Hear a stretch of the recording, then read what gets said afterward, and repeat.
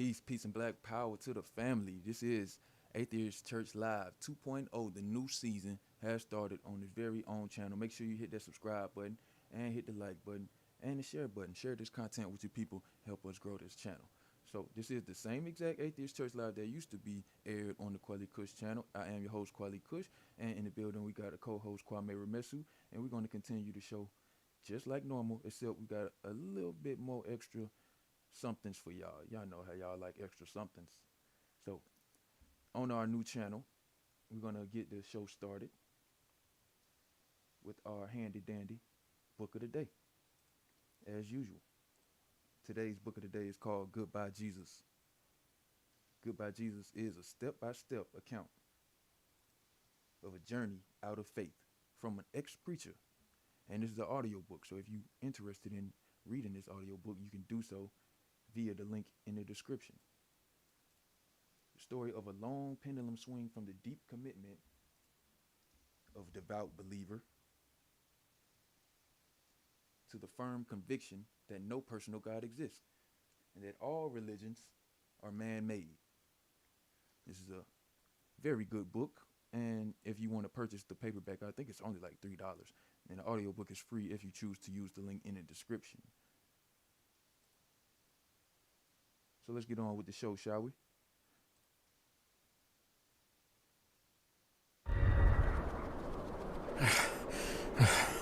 I always thought I knew what my purpose was, but that's all gone now. Don't even know what I am anymore. What the heck am I? That's a very good question. That's a very good question. You seem to be like a kind of a mashup of random images from a child's brain that's attained some kind of autonomy. Isn't that wild? God? Let's call me an imaginary friend.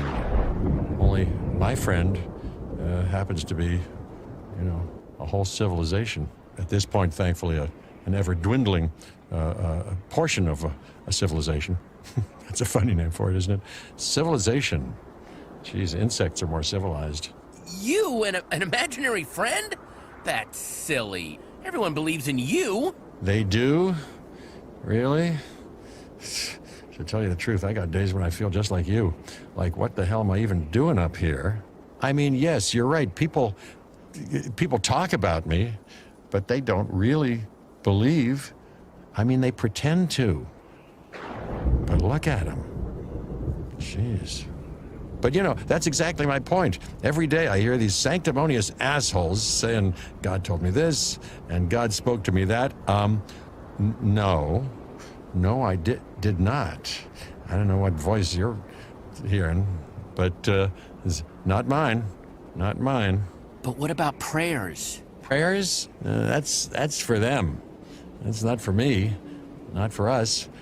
Hey, if I played favorites based on who stroked my ego more, what kind of jagoff would I be? No, prayers are like those buttons at the crosswalk. You press them to make you feel better, but you're not going to change the traffic by hitting the button.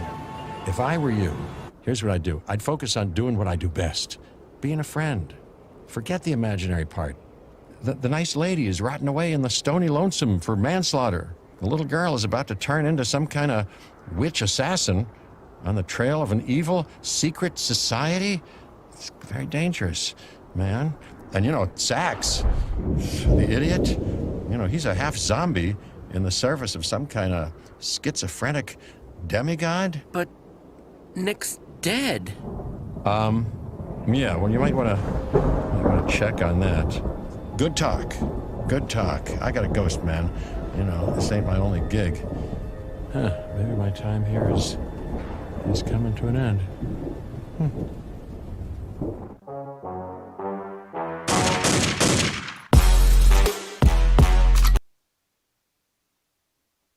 All right, that was a little clip from the show Happy, detailing how God is just as imaginary as an imaginary friend.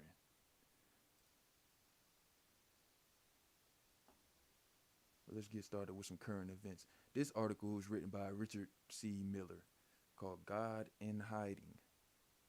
Supreme Creepiness. A tribal Near Eastern deity meticulously observes our every thought, word, and deed, or so the biblical texts teach their impressionable reader.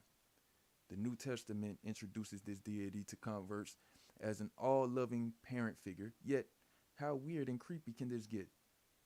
An inaccessible parent who watches his children as though well stationed peepholes and hidden surveillance cams, never approaching them, speaking to them audibly, hugging them, cooking them a meal, or providing for them in any palpable, direct, or evident way. According to Christian theology, this deity is present, actively loving his creation, yet the cosmos machinites on a cold silence, not admitting the slightest evidence of this alleged fatherly care.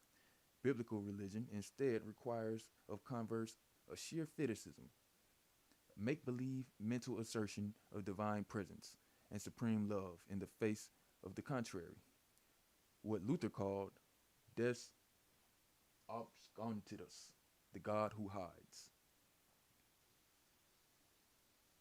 So, theologians such as Notre Dame's Catholic apologist philosopher Michael Ray, in The Hiddenness of God from Oxford University Press, 2018, have spent extraordinary effort rationalizing such obscene parental dereliction, answering the charge but with another unverifiable claim, namely that the deity is non evident to his transcendence, whatever that is supposed to mean.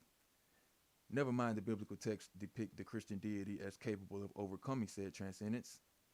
He walks around in Eden. He talks audibly to people. Such fallacious arguments, however, suffers from prior faith commitments, begging the question by way of rationalization. In truth, such mental contortionism witnessed in Christian arguments for theodicy and divine transcendent love, the more extensive and forceful the sophistry steadily marshals this proof against the Christian worldview. A study of religious mythology reveals a primary function. Religious myth act as a framework for the present, recontextualizing the believer, thus redirecting their judgment and behavior. This inaccessibility of supporting evidence for the frame becomes vital to the efficacy of this delusive strategy. The Christian lives within a box, an ever-turned set of contextual claims. Humankind was created in the inaccessible past by demons, by an inaccessible deity who went into long hiding shortly thereafter, lies now between an inaccessible heaven above, the Hades below, a place haunted with unseen demons and incognito angelic visions, awaiting the inaccessible day of judgment, an apocalypse wherein all will be revealed. The deity speaks to Christian acolyte, but only by a still small, incoherent ancient religious text in awkward translation. An eye toward civilization. From a humanistic standpoint, we do well to replace the myth of hidden, ever watchful deity with the possible likelihood that one or more highly advanced, intelligent extraterrestrial life forms all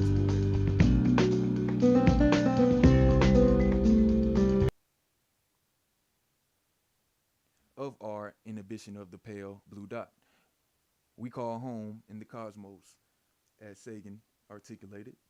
We may safely suppose that such beings would be far more advanced in civility than we are, while I personally surmise such a possibility with conscious optimism. I nevertheless find the lens to be instructive concerning our need further to advance in civilization as a species. From where I sit as a student of natural history and human civilization, Enrico Fermi's famous paradox, where all of the aliens, where are all of the aliens, may likely boil down to the obvious. They are not landing and shaking our hand yet because they do not deem us sufficiently civilized. Between our irrational grip on primitive totems, obelisks, texts, relics, and folk belief, our valorization of war practice, and even producing highly popular films and fantasizing about taking such practices into interstellar space, etc. We remain de facto disqualified from such a mature relationship. Such hypothesization, I submit, provides such preferable heuristic and perspective, one better capable of instructing our vision and pro-social evolution as a species. So basically what this article is saying is, if you ever wonder why aliens aren't landing on Earth and talking to us, simply because they deem us not worthy, because we still hold on to these primitive belief systems and we practice war, etc., etc. So what else is going on in the world of church this week? Well, let's go on to the friendly atheist, N.E.W. Ex-Jehovah's Witness want you to know why they left the cult-like faith. So let's check this story out. When you see a story about the harms caused by religion, it's easy to forget that many people don't know the basics. They don't know how much religion can take over someone's life in ways that might seem incomprehensible. Just look at the first lines of this piece from ABC News in Australia. Sherry D'Souza was 46 when she was first allowed to sing the national anthem. Naomi Morrow was 22 when she was first allowed to celebrate her own birthday. Both were discouraged from voting in elections for many years. The Sydney women spent decades of their life living in a bubble where they were told what to think, what to say, and do, and the consequences for disobedience were life-altering. Sherry and Naomi were Jehovah's Witnesses. Those restrictions are undoubtedly familiar to anyone with the passing knowledge of Jehovah's Witnesses, but it's hopefully jarring to people whose only conjecture to JWs are the kind of people knocking on the doors every so often. The beliefs only get worse from there. The religion practices the Armageddon, what happened, any day, wiping out the entire human race except for all witnesses who will live forever in paradise. Some witnesses don't have any supernation or savings, as they are told these would be unnecessary in paradise, where everything will be plentiful. We haven't even gotten into the ban of blood transfusions. The point is, if this is your first glimpse into what JWs believe, then you should be thinking it's batshit crazy, and you'd be right. The story, however, only does that incidentally. It's actually about how people like Sherry and Naomi broke free from that faith despite being raised in it, and what they were forced to give up in the process. It's hard to read because it's clear that they went through a kind of personal hell, but it's also hopeful because they did get out. So what pushed them out? For Sherry, it was coming to the terms with the sexual abuse within the faith. She read the final report of the Royal Commission into Institutional Responses to Child Sexual Abuse and realized that her religion could not be true. Naomi's journey out was radically different. Naomi, who was 43, had to extradite herself from the religion after realizing that living in the closet as a gay woman forever would destroy her. The religion condemns homosexual acts and thoughts, so Naomi's sisters suggested conversion therapy, but instead she decided to escape to London. She started doing stand-up comedy there as a way to build confidence, and although she felt she was sinning, she also started to embrace her sexuality. Just incredible courage from both women, knowing full well their families would disfellowship them if they refused to accept Jehovah's authority. Here's hoping their stories will inspire others to follow them out the door. And then there's a story of Mr. Trump yet again, because for some reason, Christians still think that God will do something to restore Trump as president. What does having the gift of prophecy mean anymore if you make all kinds of crazy predictions and then none of them come true? That's not prophecy, that's just guessing. And Kat Kerr isn't even a good guesser. In the same week when she falsely claimed that the authority over Hurricane Ida, she also said her earlier predictions about Donald Trump being reelected were right all along. Let's check it out, shall we? Being a prophet must be the easiest job in the world if, like Kat Kerr, you repeatedly prophesied that Trump would be reelected. you react to being wrong by continually insisting that Trump is the legitimate president and that God is going to do something about it. Sure. This country, hello, we have someone who's truly in charge, who is not one who's sitting there now. Our president is legitimate, and his name is Donald Trump.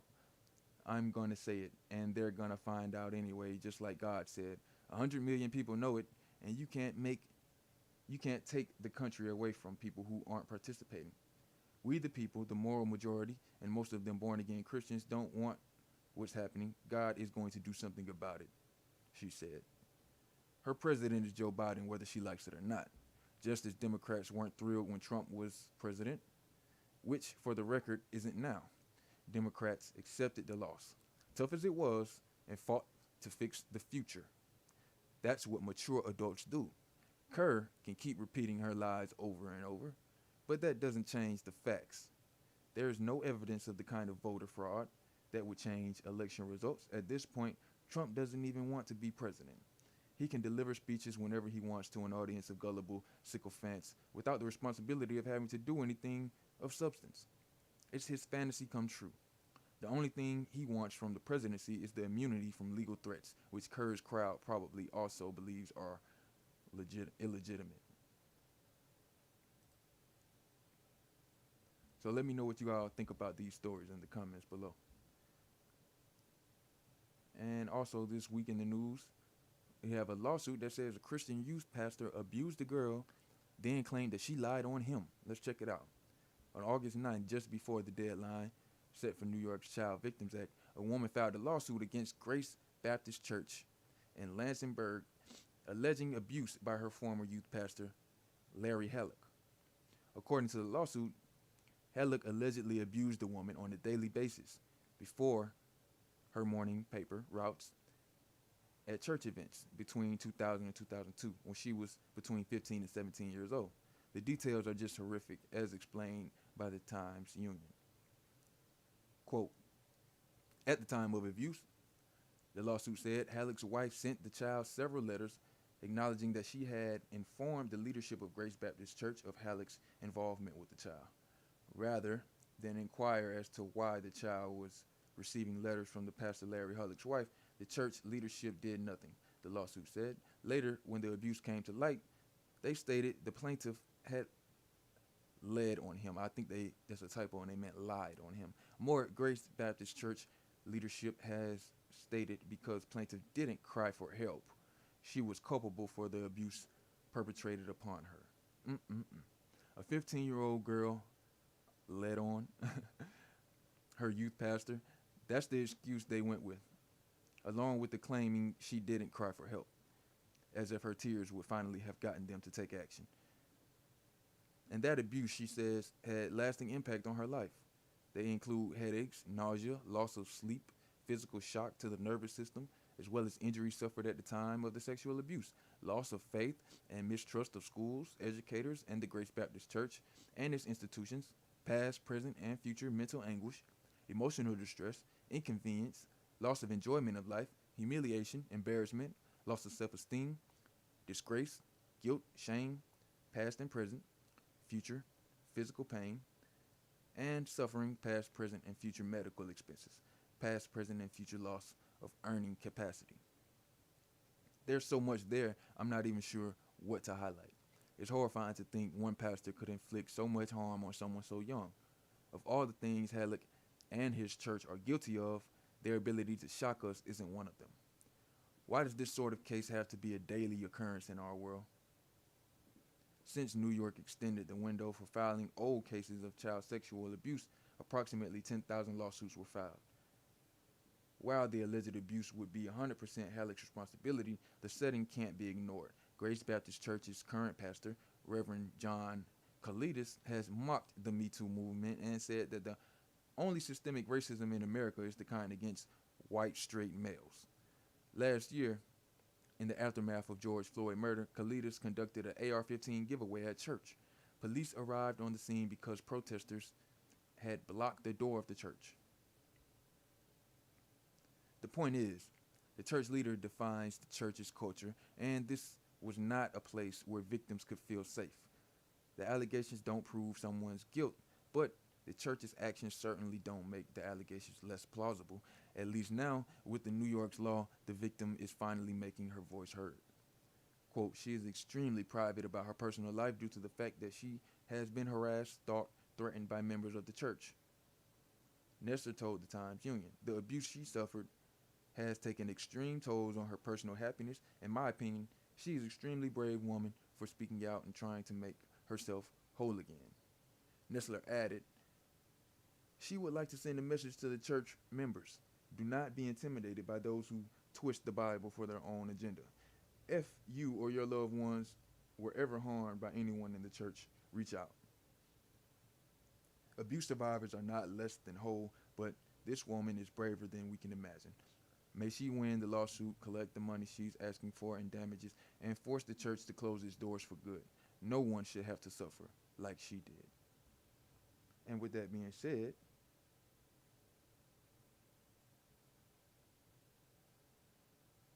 I believe we can go on to the phone lines. If you want to participate, all you have to do is call the number on the description box, or you can check the link and click the link if you want to join from your computer.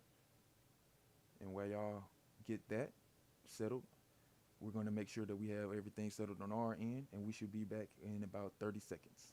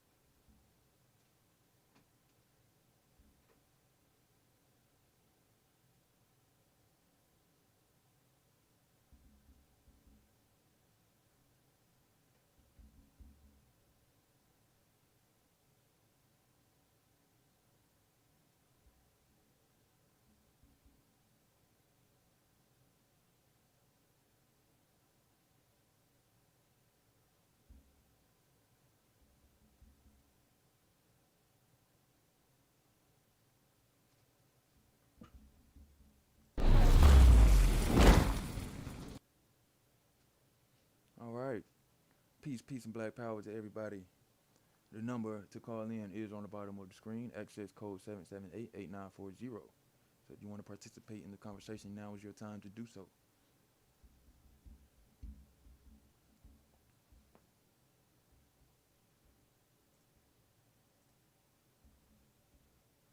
In the beginning, God created the heavens and the earth. At least that's what I grew up believing. I was told that God created humans in his image, and if I lived my life to his will, there would be a special place in the afterlife for me. Everlasting joy seemed like an offer I could not turn down. I wanted to know God's will so that I could maximize the chance of being accepted into heaven in the afterlife. At the young age of 12 years old, I began studying the Bible in an effort to understand God. My thirst for knowledge of God sparked a 15-year research campaign that I refer to as my spiritual journey. During my teenage years, I strived to be the best Christian I could be until I took an advanced anatomy course in high school, that is. I was a senior in high school in my advanced anatomy class when I had a life-changing moment, and I really mean it, a single moment in time in which I learned that something I had believed my entire life was not true. On this day, our assignment was to memorize all of the bones in the human body. Me, being a devout Christian at the time, spoke out with a grievance. Why aren't you teaching that women have an extra rib? I screamed out at my teacher. My teacher replied with a short but sharp reply that cut me like a dagger. One of those remarks that's worded politely but spoken with so much sternness that it stings. Sweetie, that's just a myth. A myth? What the hell was she talking about? This was a fact that I had gotten from the ultimate source of truth, the Bible. Yet I also knew for a fact that my teacher was brilliant. She had taught me so many things, and judging by the laughter of my cohorts, she was right. I protested nonetheless. No, women have an extra rib because of Adam and Eve. Well, Quayle, how about we go down to the morgue and pick out 2 cadavers, one female and one male? Then we'll count the ribs and see if they have the same amount or not. In my embarrassment, I declined her invitation. But when I got home, I immediately logged onto my computer and began studying whether or not my teacher was correct. I didn't take too long to conclude that she was, in fact, right and I had been wrong. How could I have believed something so silly all my life and have not been corrected, not once? Why did I believe it in the first place? Well, at some point in my childhood, I can't recall exactly when, nor who, but someone told me that women and men have different number of ribs. I believed it to be true. Now, before you go laughing at me like the kids in my class did, understand that this was presented to me as a fact. I even remember the explanation given. Adam gave his rib to Eve, therefore all of the male descendants have a different number of ribs than females. If my belief that women have an extra rib is false, then what else do I believe that is false? The desire to not believe things that aren't true engulfed me. I began questioning everything, everyone, every subject, every belief. I had become a skeptic, or so I thought. I read hundreds of books, studied at museums, attended lectures, debates, seminars, and had hundreds of experiences which at the time I considered to be spiritual. I explored not only Christianity, but other religions as well. I studied every major religion I knew of and even discovered some new religions that I was not aware of previously. One of these religions would lead me to my creator, and I wanted to be absolutely certain that I had the correct one. After much research, I concluded that the Bible could not have been the word of any God that I believed in, and the same goes for all of the other religious texts. Eventually, I ended up asking myself, how did I even become aware of this God in the first place? Did God reveal himself to me, or was I merely taught about God the same way I was taught that men and women have a different amount of ribs? I had to admit that God had not truly revealed himself or herself or itself, whatever it is, to me. I had given credit to God for things that had happened to me, but I couldn't even be certain whether God was male or female or whatever it was. How can I justifiably give God credit for doing anything that I don't have evidence that God actually did? That would be just as bad to fault God for a crime that God did not commit. After years of searching, I asked myself, could it be possible that God is not real? I admit, the question did disturb me. What was more disturbing to me, that the question itself was the realization that I had never asked the question before.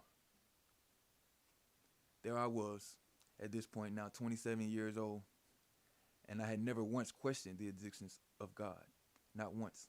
Sure, at this stage of my spiritual journey, I was well-read, autodidactic, and considered myself a skeptic. Yet, I had never questioned the existence of God. I had always been aware that somewhere out there, some people called atheists didn't believe that there was a God, but they were just weirdos and crazies, right? I was so busy trying to find out which religion was the correct one that I failed to realize that if I was going to be consistent with my method for discerning truth, I would have to explore the question of whether or not God exists. I wanted to know why I had put God on this untouchable pedestal all of my life. Why couldn't I describe the God that I believe in and be confident that my description was accurate? Could it be that I had spent years searching for something that wasn't there? The ghastly feeling of dread filled my stomach as the thought of being misled for so many years crept into my mind. The desire to ignore the thought and staying firm in my belief was fervent. However, I couldn't help it. Thought after thought flooded my brain like the downpour of a rainforest, the realization drenching my credence with the murky sustenance. My questions became dissipating clouds as electricity burst like lightning from dendrites, sending a colossal voltage through my axons in my brain. The calm after the storm was a feeling that I had never felt. The feeling of a burden being lifted off of boulder-bound shoulders. The feeling of not only being in the universe, but belonging in the universe and knowing it. The weird mix of pride and fear that you feel after quitting your job. After years of studying, I finally reached a point that made absolute sense to me. The questions that had once been so fervent to me now had answers to them. Answers that were verifiable and could stand up to scrutiny in a way that only truth can. No longer was I in search of God. I had finally found freedom. So on this show, we discussed the conclusions that were drawn based on the information learned during our lives and how they have led us to certain convictions about the existence of God. We explore the many questions during our journey, such as, if God exists, then why do so many people do bad things? And if God doesn't exist, then why do so many people believe that he does? How did we even get here? And what's the meaning of life? If God exists, then what is God's nature? Is God male, female, or neither? If God exists, then why do you believers disagree on the nature of God? Why is there no obvious evidence of God? Why does life need a purpose? The non-believer definitely raises a valid point in saying that if God does exist, God is apparently giving different messages to different people. God tells the Jews that they are his chosen people. God tells the Muslims that suicide is a virtue. God tells Christians that they only need to pray and believe in Jesus and they will live forever. It seems God reveals himself only in private, but never in public, where everyone can see and hear. These are major concerns to those who wish to base their beliefs on reality, not so much for those who base their beliefs on faith. But the question remains, does God exist or not? Is the creator of these vast cosmos real? Or is the cosmos all that there is? There is a matter of belief. This is a matter of fact. Either there is a creator or there isn't. There is no other possibility. If we are going to settle the case of God's existence once and for all, we must address all arguments and evidences for or against God's existence. We must analyze the history surrounding God's and the origin of God beliefs. We must use logic and reason in discerning the truth about God, for logic and reason are the best tools we know of for discerning truth about anything. In order to get to the truth of the matter, let us first identify the common ground between the believer and the atheist. From there, we will more readily be able to identify the point of divergence. What makes some people believe that God exists while some others believe that God does not exist?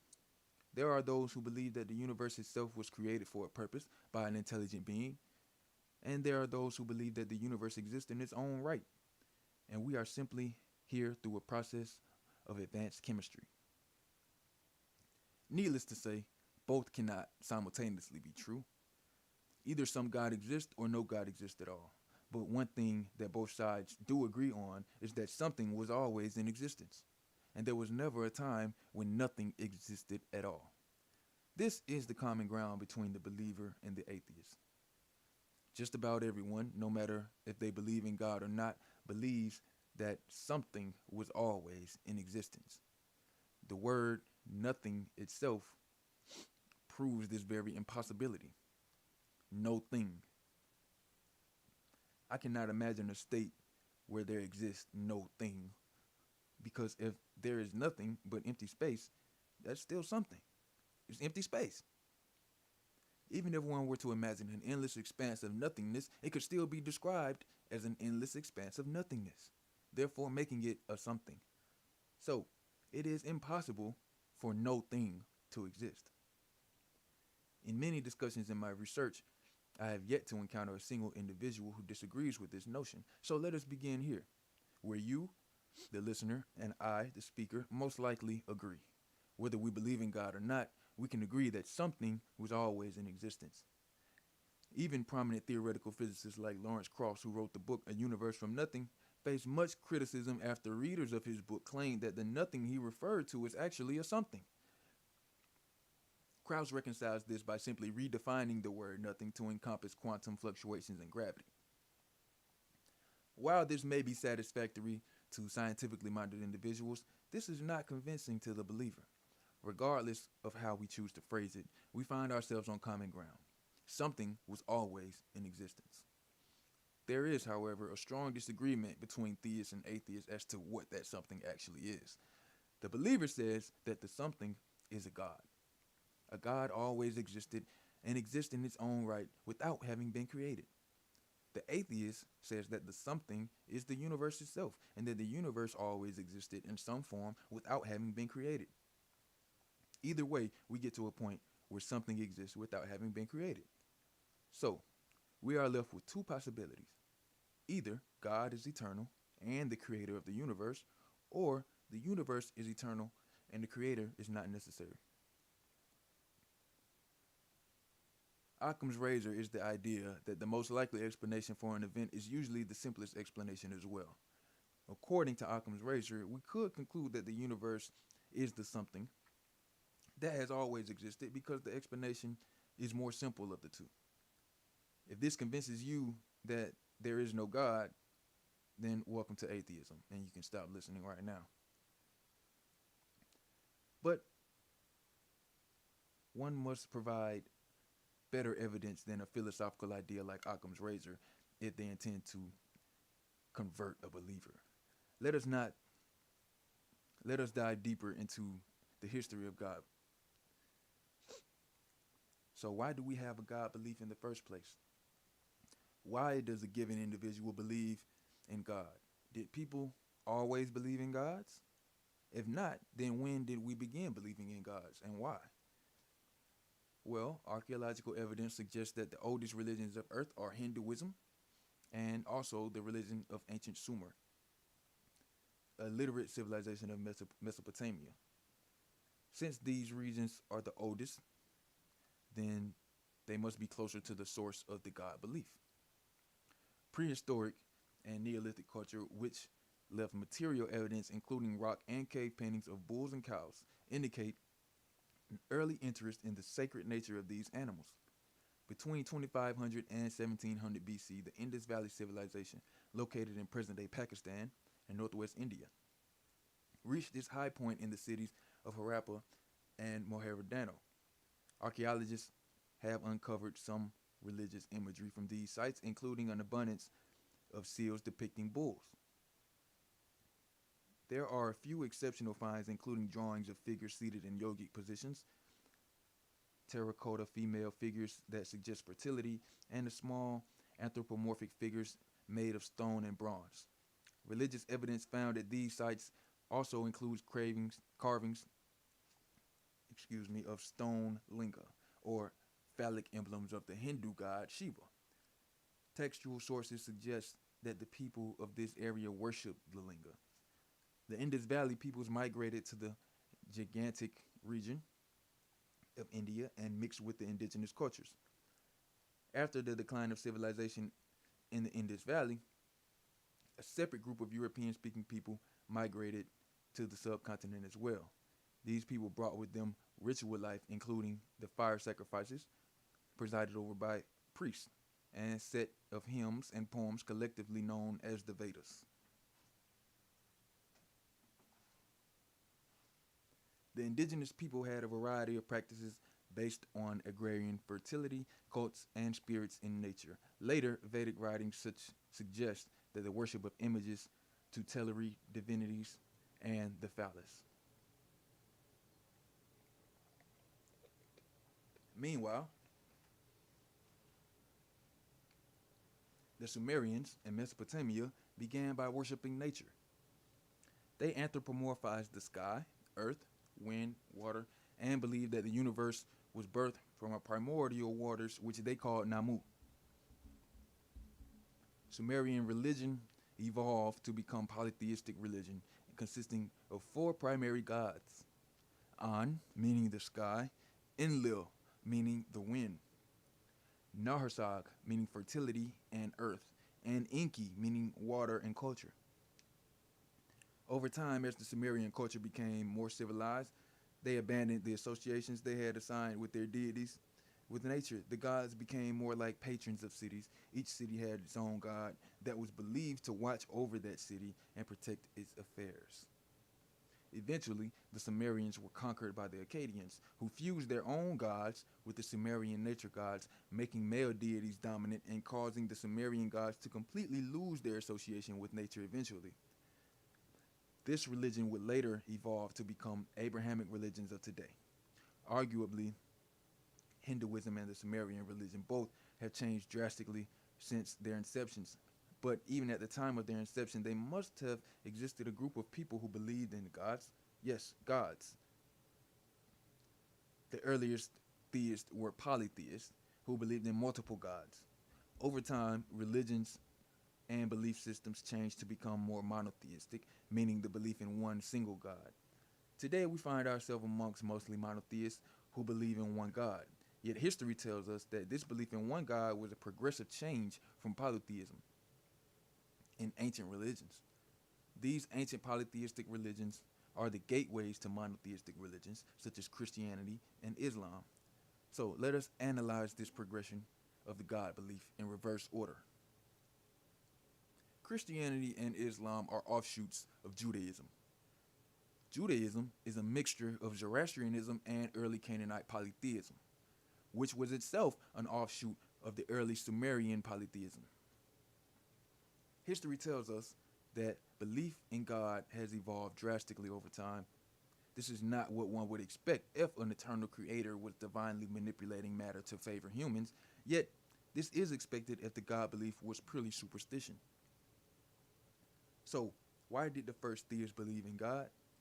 Well, as illustrated earlier, the first theists were polytheists who believed in multiple gods based on nature.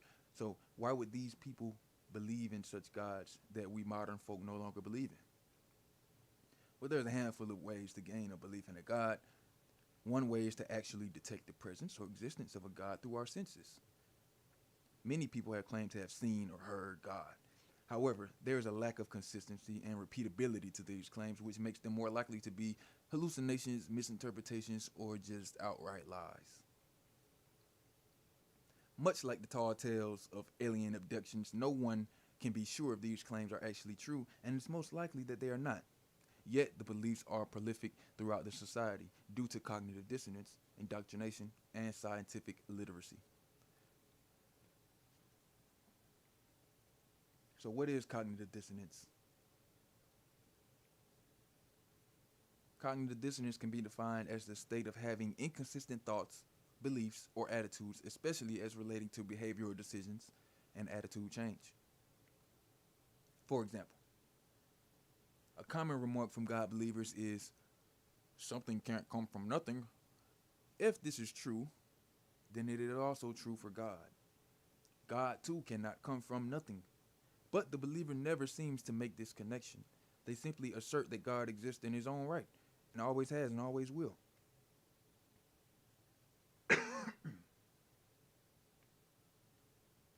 Logic then forces the atheist to ask the believer, why can't the universe be the something that has always existed? After all, we can definitely agree that the universe actually exists. Unsatisfied with this notion, the believer then demands evidence for the universe being eternal, although they don't demand evidence from the clergy who told them that the God was eternal. In this scenario, the believer has a separate standard for claims about God than they do about claims about the universe. There is no logical explanation for this. It is either a matter of choice on part of the believer or a lack of cognitive ability. They simply choose to believe that a God is eternal rather than the universe, even without evidence or in the face of contrary evidence. Another reason people believe that God is eternal is indoctrination. So what is indoctrination? Indoctrination can be defined as a process of inculcating a person with ideas, attitudes, cognitive strategies, or personal methodologies. Most people who believe in God were introduced to the concept of God during childhood when their brains were not yet developed enough to critically assess the claims being made to them. We all know children can believe in fantastical things. The most popular is that of Santa Claus. Most people in America believed in Santa Claus at some point in their childhood. It is at this age in which children are susceptible to fantastical beliefs that they are introduced to the concept of God. If those who introduce the concept of God to a child are trusted, like family members or someone in authority, like a preacher, a pastor, or priest, then the child is less likely to ever question what was told to them about God. By the time the child grows into a fully developed adult that can think critically, they have been so used to believing what they believe that it becomes uncomfortable for them to consider that the belief is not true. This is not done by accident, but indoctrination is a tool that religious ministries use to recruit new members at an early age. And with that being said, now would be the time we usually refer to the phone lines, but it's looking like since we on our new channel, we don't have a large viewing live, and it's understood, so nobody's called in, so it's all good. But what I will do for y'all is I will replay God's imaginary friend.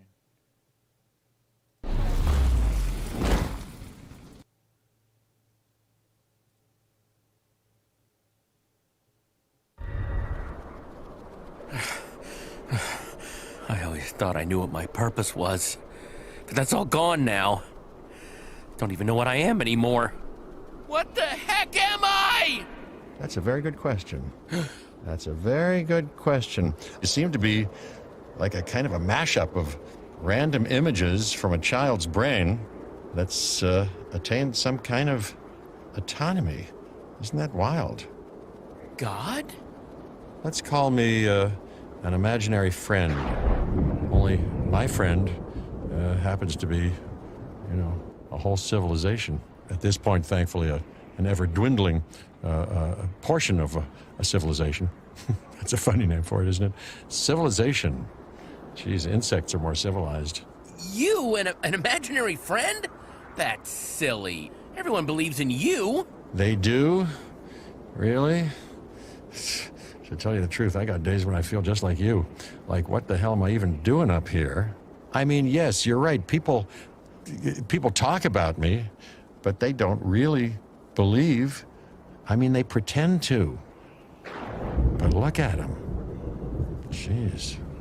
But that's exactly my point. Every day I hear these sanctimonious assholes saying, God told me this, and God spoke to me that.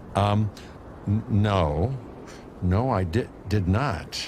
I don't know what voice you're hearing, but it's not mine. Not mine. But what about prayers? Prayers? That's for them. That's not for me. Not for us. Hey, if I played favorites based on who stroked my ego more, what kind of jagoff would I be? No, prayers are like those buttons at the crosswalk. You press them to make you feel better, but you're not going to change the traffic by hitting the button. If I were you, here's what I'd do. I'd focus on doing what I do best, being a friend.